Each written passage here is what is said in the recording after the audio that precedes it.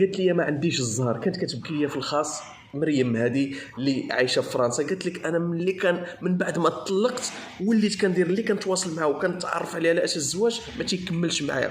قلت لك انا ما عرفتش شنو واقع ليا من بعد الطلاق ديالي. قلت لي يا ما الراجل ما كيبغيش يكمل معايا، ما كيبغيش يتزوج، هضره جوج كيهضر ليا غير في الجنس، كيهضر ليا غير في هذه، كيهضر ليا غير ما كيهضرش في المعقول ديال الزواج. فقلت لك انا قررت انه يكون من المغرب وبغات تتزوج من المغرب.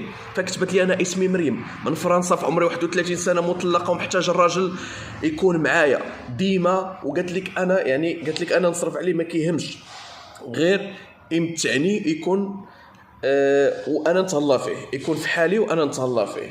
فهاد الشيء اللي كتطلب. وقالت لك يكون العمر ديال هذا الراجل هذا من 28 عام حتى ل 50 عام. قالت لك فين ما كان، وحتى الا كان في اوروبا وبغاها ومعقول مرحبا.